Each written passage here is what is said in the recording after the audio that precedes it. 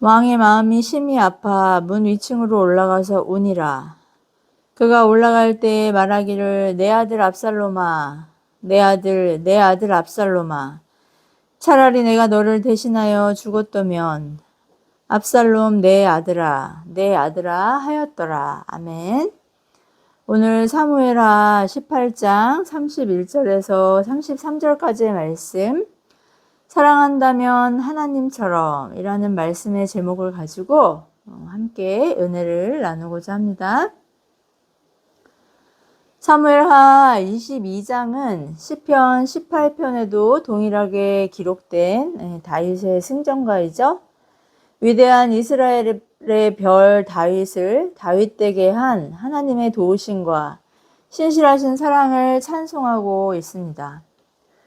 성경의 많은 인물들 중에 다윗 왕만큼 드라마틱한 삶을 산 왕이 없을 거예요. 하나님 앞에서는 어린아이처럼 기뻐하고 옷이 벗겨지는 것도 잊을 만큼 춤을 추는 예술가이자 탁월한 연주가이고 시인이었지만, 사람들에게, 특히 자신보다 약한 사람들을 착취하고 희생하는 데 전혀 주저함이 없던 이기적인 위선자였습니다. 그럼에도 불구하고 저는 다윗처럼 하나님을 예배하고 의지하고 신뢰하는 그런 예배자가 되고 싶습니다.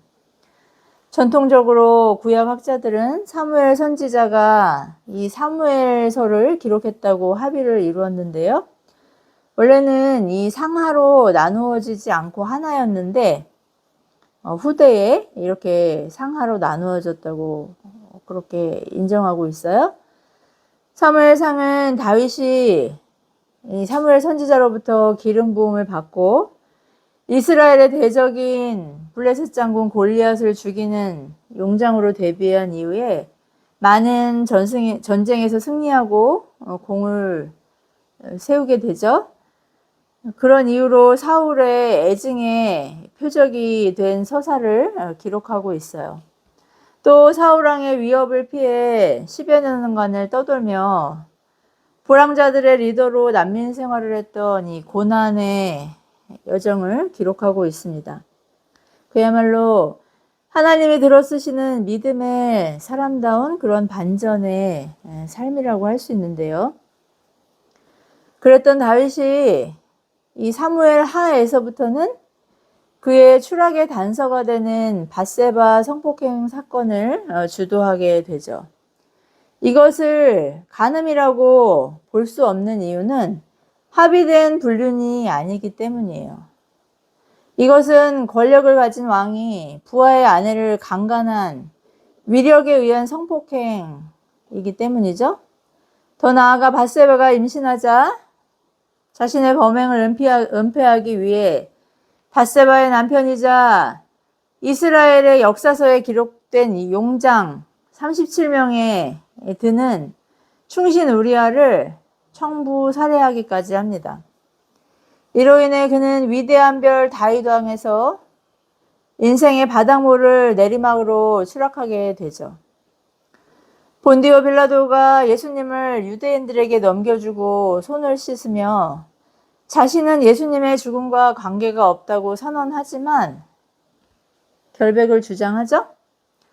그렇지만 지금까지도 전 세계 그리스도인들이 사도신경을 고백하면서 본디오 빌라도가 예수님을 죽였다고 폭로하지 않습니까? 저는 잠이 안 오는 밤에는 그 사도신경과 주님의 기도 시편 23편을 계속 암송하는데 잠이 안 올 때마다 본디오 빌라도가 예수님 죽였다고 그렇게 폭로하는 사람 중에 하나예요. 위대한 다윗 왕을 이야기할 때 밧세바 미투 사건이 이와 같지 않을까 생각해 보았습니다. 바벨론과 페르시아의 포로 생활 70년에서 귀환한 백성들이 유다 민족의 정체성을 재점검하기 위해 기록한 이 역대기가 다윗에 대해 긍정적인 업적만 기록했다는 것이 오늘 우리가 보고 있는 사무엘 하의 흑역사와의 차이점이죠. 특별히 밧세바 미투 사건 이후 다윗은 나단 선지자를 통해 그의 진실한 회개가 하나님의 용서를 받았다는 것을 통보받지만 그의 집안에 칼이 떠나지 않을 것이라는 죄의 대가인 준엄한 심판을 또한 선고받게 됩니다. 예언대로 심판의 서곡은 큰아들 암논이 이복동생 다말을 성폭행하게 되는 사건이죠. 여기에 앙심을 품은 다말의 오빠 압살롬이 2년 후에 암논을 살해하고 외갓집인 그술 땅으로 도주해요. 저는 암논을 징계하지 않은 우유부단한 아버지 다윗의 행보를 도무지 이해할 수 없습니다. 피해자인 자신의 딸 다말이 왕궁에서 살지 못하고 오빠 압살롬의 집에 유폐되어도 침묵하는 아버지 다윗의 비정함에 다말의 원한과 억울함이 그대로 저에게 투사되더라고요. 하나님을 조롱하는 골리앗을 보고 불의를 보고 분기탱천했던 용감한 다윗은 어디 갔을까요? 아버지 다윗은 아무런 조치도 취하지 않고 그냥 버럭 화만 내죠. 정말 무심하기 짝이 없는 아버지 아닐까요? 침묵과 방임은 범죄에 동조하는 것이라는 말이 있는데 어쩌면 밧세바 사건으로 찔려서 그런 것이 아닌가 추측해 보게 되죠. 지도자가 경건에서 미끄러지면 그의 권위가 어떻게 무용지물이 되는지를 그를 통해서 분명하게 깨닫게 됩니다. 우리가 역사 속에서나 현재까지도 많은 지도자들의 추락의 흑역사를 통해서 이를 확인하지 않습니까? 왕이자 가장이자 지도자인 아버지 다윗의 방임과 유기로 인해서 치욕을 씻을 기회를 얻지 못한 다말을 통해 우리가 알던 그 멋진 위대한 다윗의 위선이 지금까지 폭로되고 있는 것이죠. 다윗은 도망간 아들 압살롬을 그리워하면서도 그에 대해 징계도 용서도 하지 못하는 어정쩡한 방임의 태도를 일관합니다. 보다 못한 지략과 요압의 계획으로 다시 압살롬이 돌아오지만 다윗은 그를 만나지 않는 것으로 아들과의 재회를 회피하게 되죠. 미움보다 무관심이 더 뼈아픈 상처 아니겠어요? 그에 대한 증거로 압살롬은 반역을 도모하게 되죠. 압살롬은 민심을 얻은 후 헤브론에서 제사장에게 기름을 받고 스스로 왕이 돼요. 아버지 다윗 왕을 죽이기 위해 예루살렘으로 진격하고 다윗은 신하들과 가족들을 데리고 맨발로 도죽길에 오릅니다. 다윗은 시편 3편에서 그의 비참한 이런 상황을 하나님께 탄원하고 있어요. 밧세바 미투라는 책에서는 하나님의 사람들조차 무시하고 함부로 짓밟은 약자들로 대변되는 여성의 부르짖음에 대해 하나님이 어떻게 그 원한을 갚아주시는지를 고찰을 했는데 아주 흥미로운 기록이 마태복음 1장 6절입니다. 다윗이 용감한 충신 햇사람 우리야를 죽이고 그의 아내를 빼앗은 그 다윗의 계보에 그의 아들 솔로몬이 햇사람 우리야의 아내 밧세바의 아들이라고 기록된 것이죠. 다윗의 아내가 아니라 우리야의 아내 밧세바가 솔로몬을 낳은 거예요. 정말 부끄러운 흑역사 아닙니까? 하나님의 성민이라는 혈통적인 특권의식에 사로잡혀 있던 이스라엘 사람들이 너무나 소중히 여기는 이 역사적인 기록에 그들의 왕 솔로몬이 다윗의 아내가 아닌 우리야의 아내였다는 기록을 통해 그들의 계보가 부끄러운 범죄의 결과라는 것을 부인할 수 없게 하는 것이죠. 하나님은 범죄한 다윗이 진심으로 회개하자 용서하시지만 자자손손 그가 어떤 사람인지 강간범이자 살인자이자 가정의 제사장의 사명에서 실패한 가장이었다는 것을 만천하에 폭로하신 거예요. 나단 선지자의 입을 빌어 너는 은밀히 반역했지만 나는 너의 반역을 온천하에 알리겠다고 유죄를 선고하시고 결과에 대한 책임을 물으신 것이죠. 그가 바로 이스라엘의 별 위대한 다윗 왕의 민낯입니다. 여러분, 위선자는 반드시 드러나게 돼 있어요.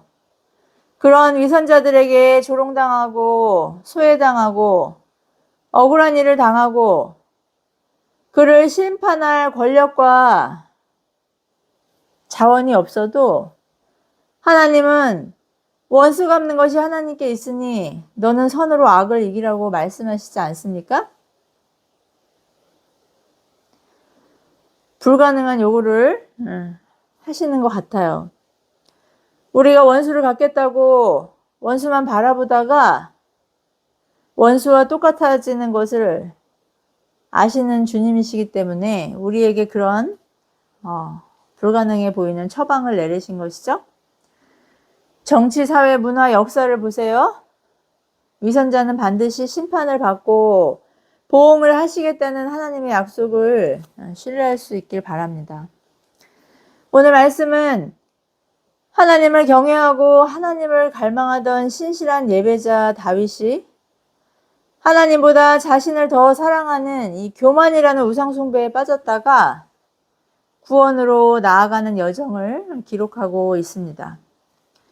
하나님보다 더 사랑하는 것을 우상이라고 하는데 결국 하나님보다 자신이 더 크다고 생각하는 교만에서 비롯된 결과가 우상 숭배 아니겠어요?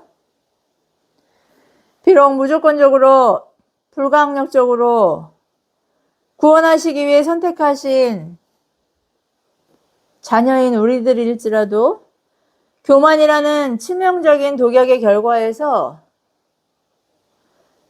구원하시는 하나님의 특급 처방은 바로 그 은사를 거두시는 것입니다.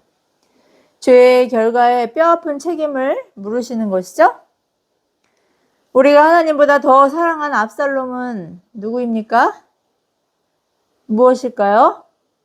우리의 시선을 빼앗고 마음을 사로잡는 밧세바는 누구일까요?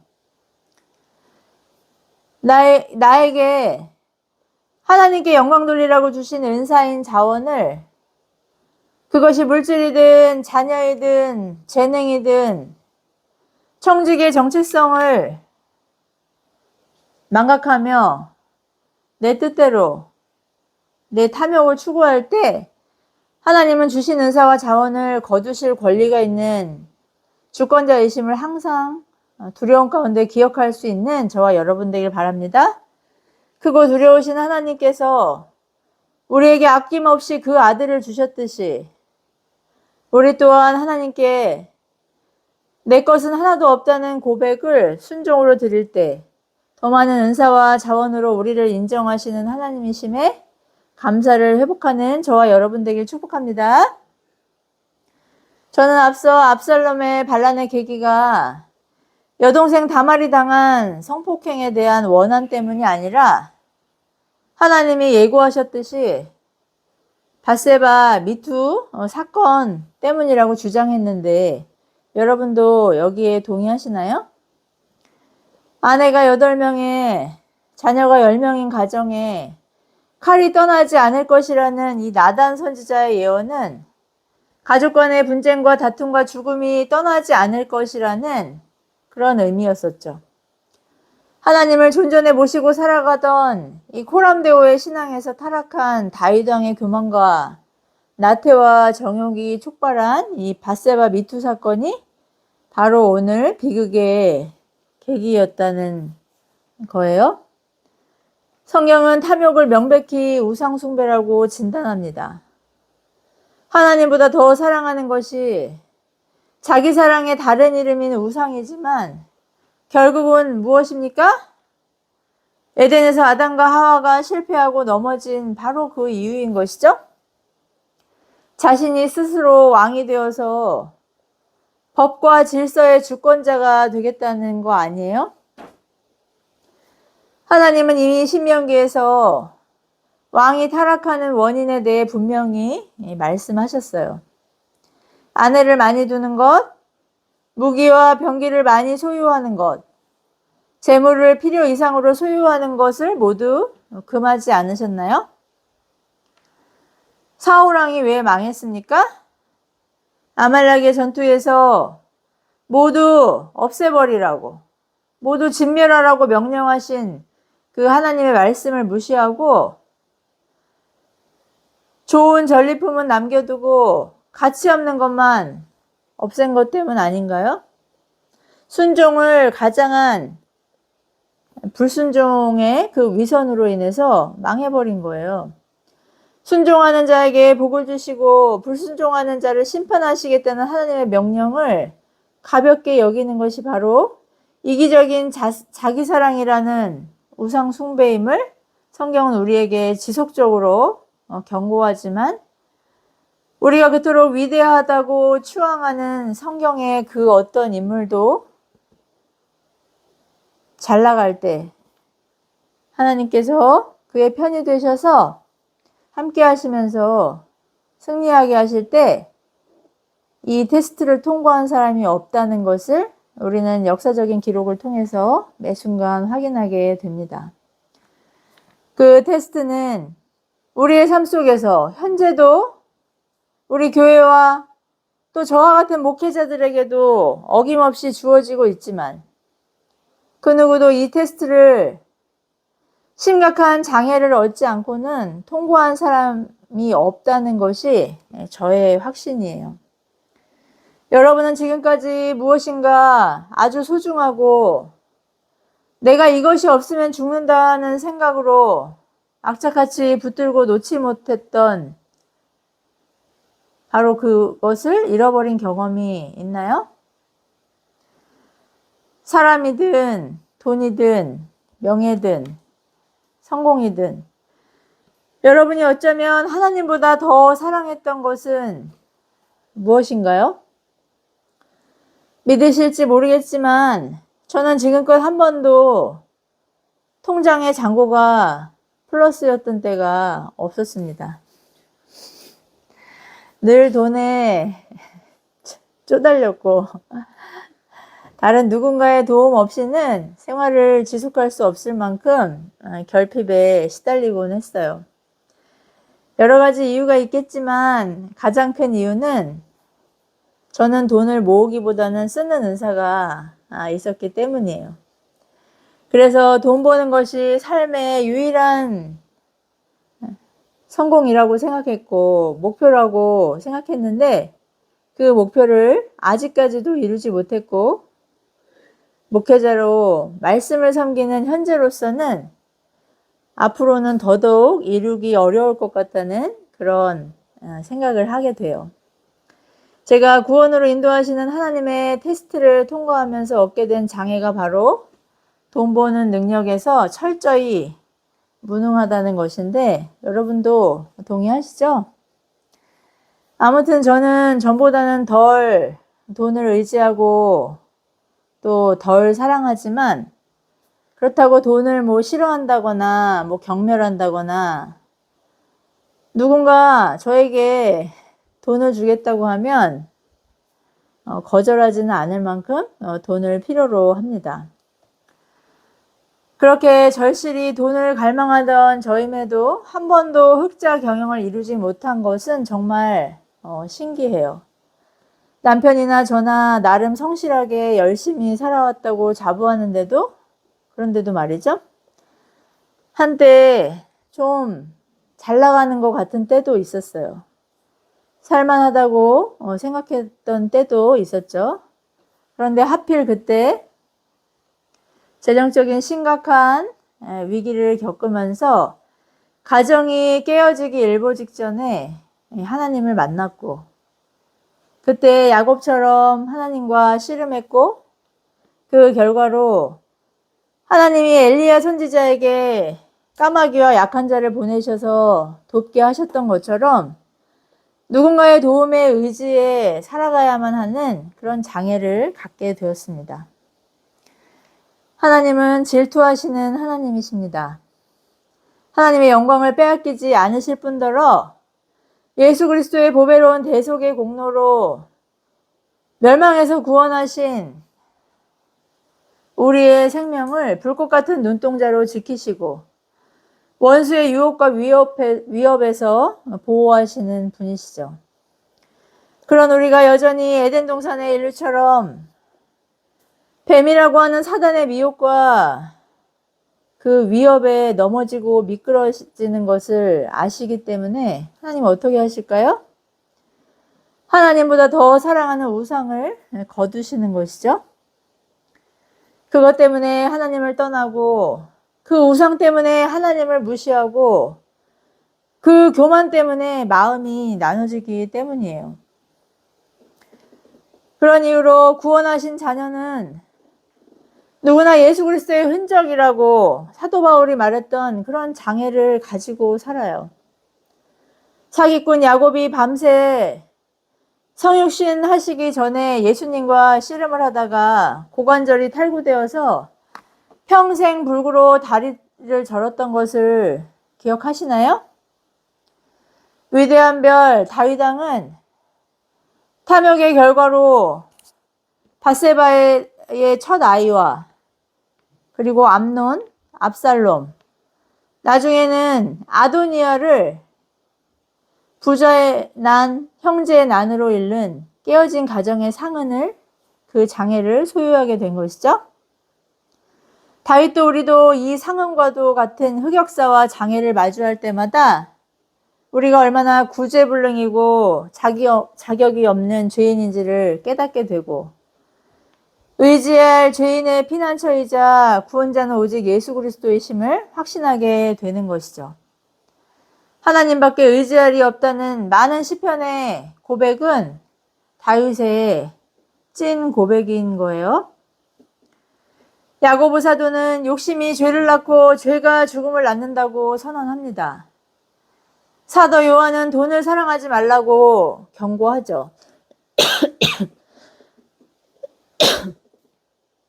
돈을 모으는데 힘쓰지 말라고 경고했어요. 왜 그랬을까요? 주님도 비슷한 경고를 하셨듯이 사람은 돈이든 하나님이든 둘 중 하나를 선택하기 때문이에요. 그 중간은 없다는 것이죠. 하나님 대신 선택한 것, 하나님의 법과 명령과 질서 대신 선택한 것이 바로 우상숭배이기 때문입니다. 다윗에게는 밧세바도 자신을 닮은 알파남 아들 압살롬도 결국은 자기 사랑의 다른 이름인 우상이었습니다. 하나님의 공의와 사랑을 증거하는 청지기와 대리자로 이스라엘을 다스리라고 왕으로 세워진 다윗은 이스라엘 나라를 하나님의 대리자로 통치해야 했어요. 먼저 그의 가정을, 그 나라의 축소판인 그 가정을 하나님의 공의와 사랑으로 통치해야 했음에도 자신이 법이 되어서 그리고 자신이 왕이 되어서 진정한 왕이신 하나님을 드러내지 못하고 도리어 영광을 훼손하는 반역자가 된 것이죠. 그럼에도 불구하고 그를 구원하시기로 언약하신 하나님이시기 때문에 이 땅에서 징계와 심판은 거두시지 않으신 거예요. 베드로 사도는 베드로후서에서 소돔과 고모라 또 노아의 홍수와 같은 역사적인 이 심판의 목적이 바로 경건하지 않은 불순종하는 죄인들과 경건한 후손들에게 본보기를 보이시기 위해 기록했다고 그렇게 선언합니다. 다윗에게 밧세바는 선악과 같은 존재였습니다. 에덴에서 인류를 유혹하던 사단의 유혹과 동일한 것이었죠. 결혼이라는 울타리 안에서만 허락하신 이 성적인 쾌락이라는 경계를 침범해서 남의 아내를 위력으로 성폭행한 것은 명백한 하나님의 율법에 반역하는 불순종이었습니다. 남자와 여자를 서로 보완하는 돕는 존재로 창조하셔서 다르지만 하나로 연합할 때 하나님의 형상이 될 수 있다는 것을 서로의 완전히 다른 이 벗은 몸을 통해 두 두 눈으로 똑똑히 볼 수 있었던 그들이었어요. 다름을 기뻐하고 누리고 즐거워하던 그들이 하나님이 정하신 선을 넘자 어떻게 돌변합니까? 다름이 수치가 되고 하나님을 비난하는 원인이 된 것이죠. 오늘 우리가 33절에서 보았던 이 다윗의 대성통곡은 하나님의 심판을 원망하는 퍼포먼스와 다르지 않은 거예요. 권력을 가진 자들에게 짓밟힌 밧세바와 쫓겨난 다말과 같은 약자들의 외침을 외면치 않으시는 하나님은 어떻게 복수해 주시나요? 암논을 압살롬에 의해 죽이시죠?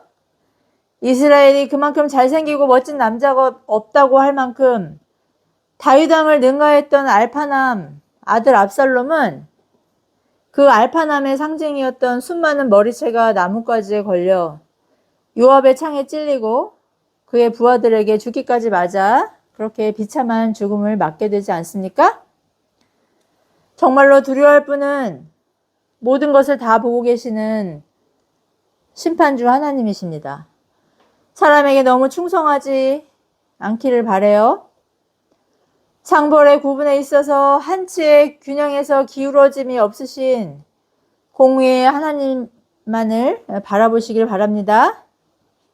그러나 우리가 경외할 유일한 한 분 하나님을 공포의 하나님이 아닌 이 구원의 하나님, 자비의 하나님으로 사랑할 수밖에 없는 이유는 친히 그 아들을 보내셔서 압살롬처럼 죄인의 죽임을 당하게 하셨지만 그 아들을 부활하게 하셔서 우리에게 그 아들의 생명을 주셨기 때문이죠. 우리는 자신을 위해 자녀를 사랑합니다. 그 탐욕에 쓴 열매를 오늘 대성통곡하는 다윗처럼 지금의 교회와 세상이 동일하게 경험하고 있지 않나요? 하나님의 말씀을 수종줄 다음 세대가 없다고 탄식하고 있는 지금 아닌가요?